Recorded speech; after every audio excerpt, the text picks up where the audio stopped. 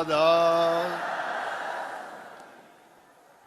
राधा स्वामी दयाल की दया, राधा स्वामी सहाय, राधा स्वामी।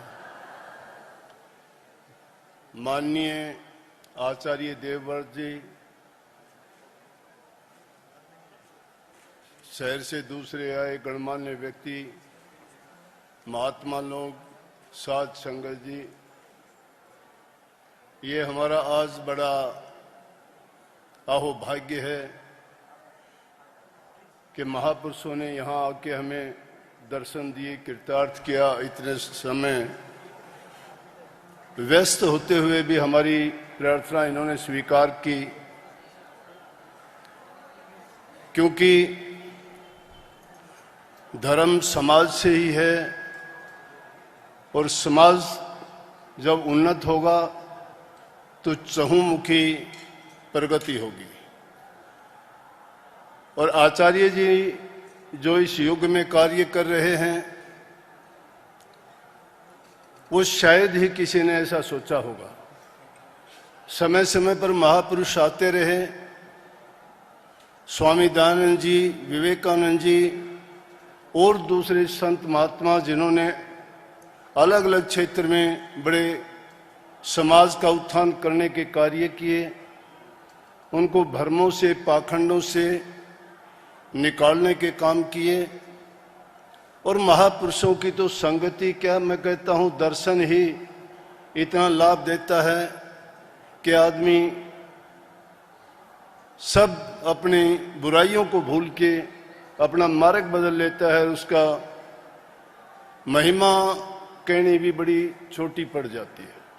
एक छोटी बात के द्वारा समझाऊं, महापुरुषों के संग से हमें उनके दर्शन मात्र से, अगर उनके पवित्र वाणी से कोई शिक्षा, संदेश या उपदेश मिल जाए तो उसका कहना ही क्या है। एक समय की, पुराने समय की बात है, जब हरियाणा पंजाब अलग अलग नहीं हुए थे, हमारा जिला हिसार ही होता था। और हिसार में एक उच्च अधिकारी, जिनको हम डीसी कहते हैं, जिले के मालिक, ट्रांसफर होके आए। आचार्य जी की तरह से वो भी बड़े नेक इंसान थे। हर इंसान की दुख दर्द तकलीफ को समझते थे, सुनते थे और उनको हर प्रकार से उसका निवारण करने का प्रयास करते थे। हालांकि इन्होंने जो क्षेत्र चुना है वो है पर्यावरण की शुद्धि का, कृषि के सुधार का।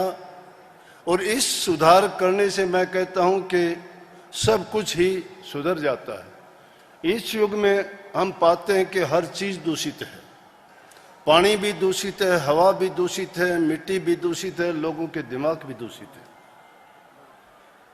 क्योंकि हमारे महापुरुषों ने फरमाया है कि सबसे पहला कोष अन्नमय कोष है।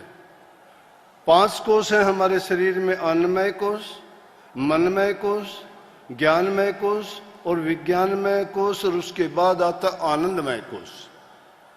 पहला कोष अन्नमय कोष है। जैसा हम अन्न खाते हैं वैसा हमारा मन होता है। जैसा मन होगा उसमें वैसे ही विचार होंगे, और उन ये विचारों से उनकी बुद्धि, ज्ञान, विवेक, विचार और कर्म बनते हैं। अब इन्होंने ये मुहिम उठाई है कि हमारे जो हम अन्न खाते हैं, आज समाज की हालत देखते हैं, हर इंसान में क्रोध बहुत ज़्यादा है, तरह तरह की बीमारियां पैदा होती हैं। जवान जवान बच्चों को रोग होता है, पता ही नहीं लगता क्या बीमारी हुई और क्यों उसकी अल्प आयु में ही मृत्यु हो गई।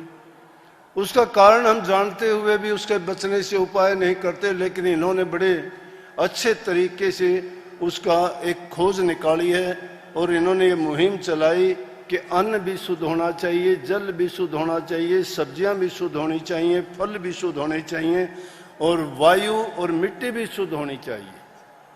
ये सारी की सारी चीजें हमने अपने लालच के लिए, स्वार्थ के लिए, ज्यादा धन इकट्ठा करने के लिए, ऐश आराम के लिए हमने मेहनत करनी छोड़ दी और इन चीजों को ऐसा दूषित कर दिया कि ख्याल ही नहीं करते कि वो गुप्त रूप से हमें किस प्रकार से हानि पहुंचाते हैं।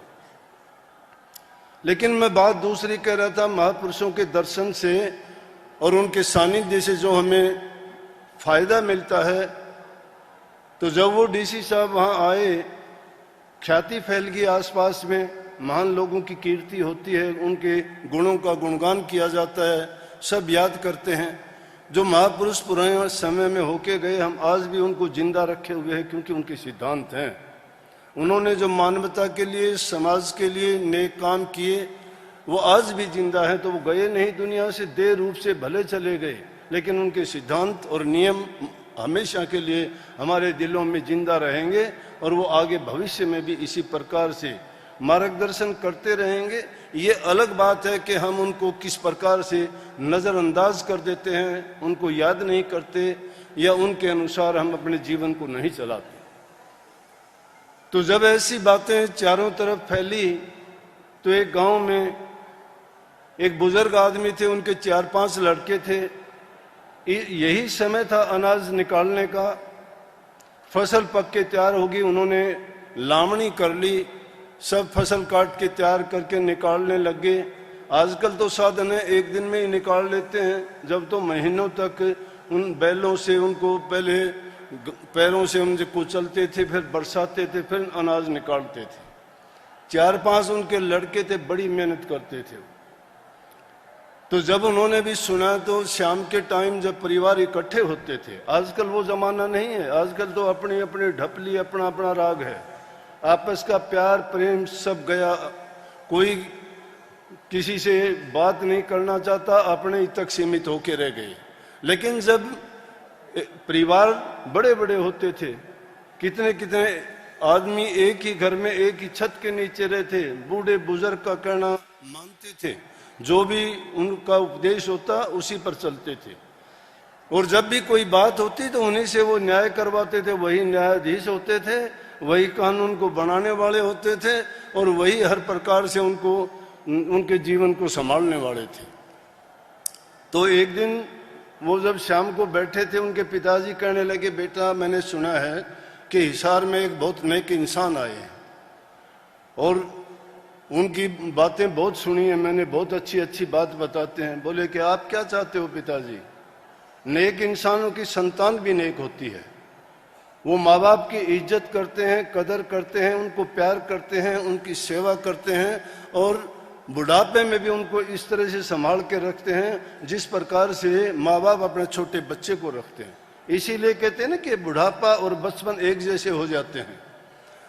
तो जब उन्होंने कहा कि अगर आपका दिल करता है तो मिल के आओ, बोला कि हाँ मैं कल मिल के आऊँ। उन्होंने अपने पिताजी को 5 रुपए दिए और वो मिलने के लिए चल दिए।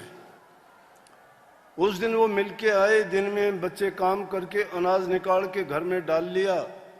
तो जब वो उनसे मिलने के लिए गए, महापुरुष कहने लगे, बाबा कैसे आए थे बोलो? बोला कि आपके बारे में काफी सुना था, बस मैं तो आपको देखने आया था, मिलने आया था। अब समझदार आदमी तो हर प्रकार से बात को भांप लेते हैं। उन्होंने सोचा बुजुर्ग आदमी है, आया था तो बहुत अच्छी बात। वो उनको डीसी साहब को 5 रुपए देने लगे। बोले कि ये लो 5 रुपए। बोला ये किस चीज के? बोला ये आपकी भेंट और नजराना है, इसीलिए हम सम्मान करते हैं ना। जो इंसान किसी को देता नहीं है वो लेता भी नहीं है। प्रकृति का नियम है गिव एंड टेक। तुम किसी को देते हो तो आपको वैसा मिलेगा। प्यार दोगे प्यार मिलेगा, इज्जत दोगे इज्जत मिलेगा, नफरत करोगे तो आपको नफरत, क्योंकि वो लौट के हमारे पास वही आता है। कर्म इंसान जो करता है वो अपना परिणाम दिखाता है। तो जब वो उन्होंने 5 रुपए ले लिए, लेकिन मन में बड़े खुश हुए कि अच्छा 5 रुपए आपने दिए हैं तो मैं भी आपको कुछ देता हूं। कागज पर एक बात लिख दी कि आज का काम कल पर मत छोड़ो। वो दो बुजुर्ग आदमी अनपढ़ थे, उस कागज को लेके आगे घर आके शाम के टाइम वही जब सब इकट्ठे हुए मिले, पिताजी से पूछने लगे आप गए थे, क्या बात हुई आपकी? कहने लगे भाई बहुत अच्छे इंसान हैं, मैं तो मिलके उनके दर्शन करके ही मुझे शांति आ गई। दर्शन करने में ही बहुत आदमी को सब कुछ मिल जाता है। ये चेहरा सब कुछ बता देता है इंसान को। इसमें प्यार झलकता है, इज्जत झलकती है, सम्मान झलकता है, नजरें बता देती है इंसान की कि उसके दिल में क्या है। देखने और परखने वाला चाहिए, दिल को दिल से की राह इसीलिए तो कहते हैं होती है।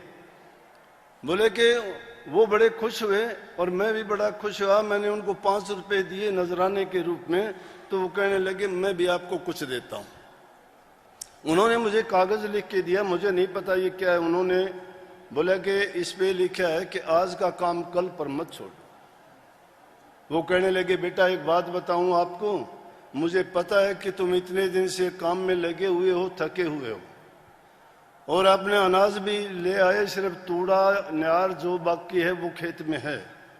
लेकिन महापुरुषों ने जो लिख के दिया इस बात का मतलब है आज तुम्हें और कष्ट होगा, रात में तूड़ा न्यार वो भी घर में डाल लो लाके। तो वो आज्ञाकारी पुत्र थे। उन्होंने जब ये बात सुनी, खाना खा के शाम को पूरी रात लग के उन्होंने अपना सारा का जो भी था वो अपने घर में लाके डाल लिया। जो ही डाल के वो हटे, सुबह का टाइम तूफान आया, आंधी बरसात आई, सब बड़ा नुकसान हो गया। सुबह कहने लगे अपने बेटों से कि देखा तुमने कि एक महापुरुष की एक छोटी सी बात ने तुम्हें कितनी बड़ी नुकसान से बचा दिया। तो इसलिए मेरा कहने का तात्पर्य यह है कि जहाँ जहाँ महापुरुष कदम रखते हैं वो भूमि भी पवित्र हो जाती है, और उनकी कही हुई बात पर अमल कर लिया जाए तो कहना ही क्या है।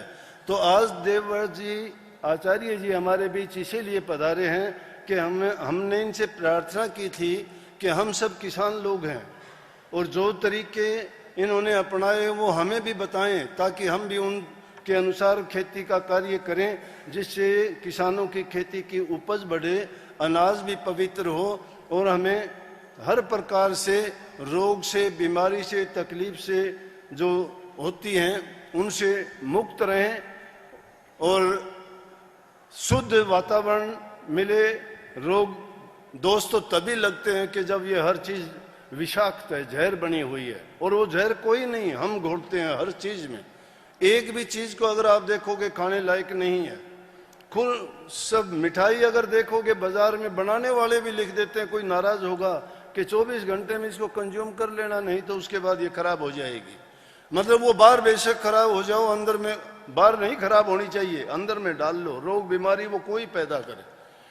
हर चीज में उनको पता है कि उसमें क्या मिलाया हुआ है, और कई बार तो बनाने वाले ही उसका इतना नुकसान उठाते हैं और पछताते हैं कि हमने ये गलत किया। लेकिन उसके बावजूद भी इंसान की क्या नीति हो गई है कि ये बार बार धोखा खाता है, बार बार उससे नुकसान उठाता है, लेकिन फिर भी बाज नहीं आता। तो फायदा तो इंसान को जब होता है किसी चीज पर वो अमल करे। अगर किसी चीज को हम अमल ही नहीं करेंगे, भुला देंगे, या उससे वो जो उसका महत्व है समझना नहीं चाहेंगे, तो उसका लाभ हमें नहीं मिल सकता। जैसे सत्संग में हम आते हैं, कितनी बातें समझाई जाती हैं, अगर उन पर कुछ ही बातों पर अमल कर लिया जाए तो मैं कहता हूँ समाज क्या, हमारा देश ही बदल जाएगा। लेकिन फिर भी समाज में ये कितनी प्रकार की कुरीतियां, रूढ़िवादी और कितने भरम और आडंबर फैले हुए हैं, उनसे निकल नहीं पाते हैं। तो जब आदमी का शुद्ध मन होगा, पवित्र हृदय होगा, उसमें शुद्ध विचार होंगे, ये धोखा, कपट, छल, बेईमानियां ये सारे उसी के कारण से हैं। तो उन चीजों से बचने के लिए हमें सही रास्ता यही है कि स्वरूप की चीज है, जिसको अन्नमय को उसको अपना अच्छा बनाए, शुद्ध बनाए, उससे शुद्ध अन्न और शुद्ध चीजों का प्रयोग। लेकिन वो तभी करेंगे जब हम ऐसा उत्पादन करेंगे। एक का काम नहीं, सभी मिलके वो प्रयास करेंगे तो एक दिन ऐसा आएगा। आचार्य जी ने यही नहीं, मैंने सुना है गुजरात में कुरुक्षेत्र में जाके देखो, इन्होंने मेरे पास भी शहद, च्यवनप्राश, चावल, शक्कर ये चीजें भेजी थी, जिनको आप अगर खा के भी देखोगे तो आपको अपने आप ये नजर आ जाएगा कि वो कितनी पवित्र चीजें हैं और उनमें कितना आनंद आता है खाने में। और एक ये दूसरी चीजें जो बाजार से आप लेके आते हो, जिनकी गुणवत्ता का पता ही नहीं है कि किस चीज से वो तैयार की गई हैं और किस तरह से उनको हमने उपयोग किया है। इसलिए महापुरुषों का संग, भले इंसानों के तो 2 मिनट की 1 घड़ी का संग ही बहुत अच्छा होता है, और वो हमारे जीवन के रास्ते को बदल देता है, कितनी तकलीफों, बीमारियों, व्याधियों से छुटा देता है। जिस प्रकार से चंदन के बाग में रहने वाले ढाक पलाश के पेड़ भी, उनमें भी चंदन की खुशबू हो जाती है। तो महापुरुषों के संग करने से हमें भी वो गुण व्याप्त हो जाते हैं। एक छोटी सी चींटी, एक फूल का संग करने से परमात्मा के चरणों में चढ़ जाती है।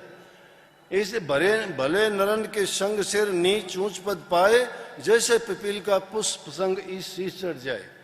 भले लोगों से जब महापुरुषों से मिलते हैं तो उनके दर्शन से, उनके वचन से, उनके उपदेश और उनकी बातों को मान के अगर हम अमल करते हैं तो हमें बहुत कुछ प्राप्त होता है।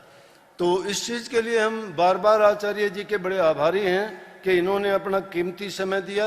अभी हम तो रोजाना मिलते रहेंगे, बात सत्संग की होती रहेंगी, लेकिन आज जो हमने आचार्य जी से लाभ उठाना है उनको ज्यादा समय देना है। सारी बातें जो आप सुनोगे और जिनको सुनने के लिए आप आए हो, और जो ये हमें कृषि के, अनाज के, खाद बनाने के और जो जहर मुक्त फसल उगाने के तरीके बताएंगे, उनको आप, मैं कहता हूं, लेके जाएंगे। और हम ये संकल्प लें कि हम सत्संग में ये अपने 5वें की बजाय 6ठा नियम भी आगे से जो नए सत्संगी बनते हैं, जो उपदेश नाम लेते हैं, उनको ये प्रण करवाएंगे कि हाँ, मैं भी इसी प्रकार से खेती करूंगा, इसी प्रकार की खाद का प्रयोग करूंगा, और अन्न में किसी प्रकार की इन चीजों का जो रासायनिक पदार्थ हैं जिनसे अनाज अशुद्ध होता है, फल सब्जियां अशुद्ध होती हैं और वातावरण दूषित होता है, ऐसे कोई कार्य नहीं करूंगा। आप सबका बहुत बहुत धन्यवाद।